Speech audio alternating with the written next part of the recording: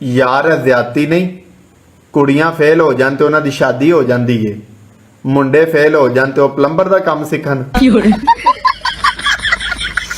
साडे कोई जज्बात नहीं, असी दुनिया ते फलां दा बादशाह लैन आए हां। जे तू ऐसे इत्ते ईद नहीं ना देनी ते बीबा साडा दिल मोड़ दे।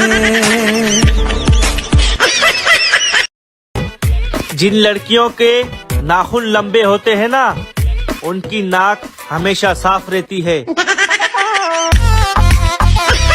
या अल्लाह, अगर सिंगल ही रखना सी तो फिर मैंने इन्ना सोहना क्यों बनाया।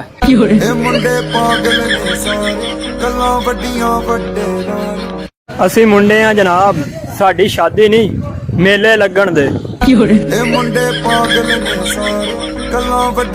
अगर पढ़ने पे आऊं ना तो सिर्फ स्कूल नहीं पूरे बोर्ड में टॉप कर लूं, पर जब दुनिया से खाली हाथ ही जाना है तो इतनी मगजमारी करने की क्या जरूरत है।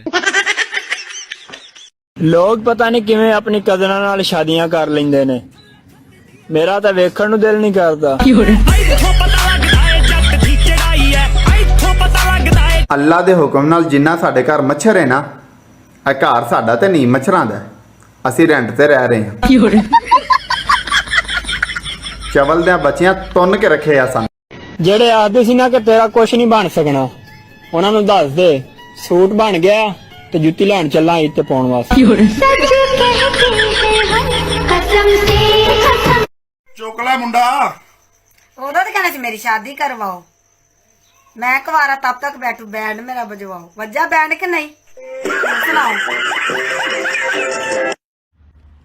घर बैठे पैसे कमान दा तरीका, घर बेचते हो। क्या आपको पता है इस वक्त पाकिस्तान में क्या हो रहा है? नहीं पता, रात हो रही है, सोयो कमीनो।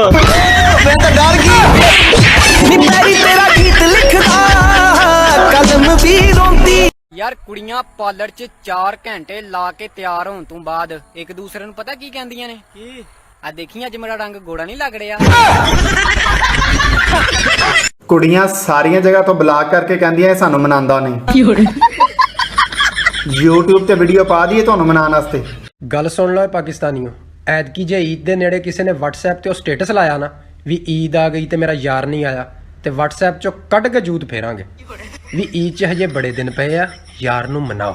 ਜੇ ਨਹੀਂ ਮੈਂ ਸੋਚਦਾ ਵਾਂ ਕਿ ਹੁਣ ਸੁਧਰ ਜਾਵਾਂ, ਲੇਕਿਨ ਫਿਰ ਸੋਚਦਾ ਕਿਸੇ ਨੇ ਯਕੀਨ ਤੇ ਕਰਨਾ ਨਹੀਂ। ਜੇ ਕਿਸੇ ਕੁੜੀ ਦਾ ਐਕਸੀਡੈਂਟ ਹੋ ਜੇ ਨਾ ਤੇ ਸਾਰੇ ਭੱਜਦੇ ਜਾਣਗੇ, ਕੀ ਹੋਇਆ। ਚਲੋ ਖੈਰ ਇਹ ਵਾਧਾ ਘਾਟਾ ਹੁੰਦਾ ਰਹਿੰਦਾ।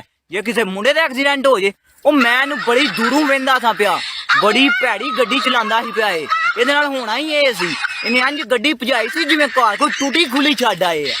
ਹੁਣ ਇਹਦਾ ਲਾਜ ਹੀ ਇਹ ਵੇ ਭੁਗਤੇ।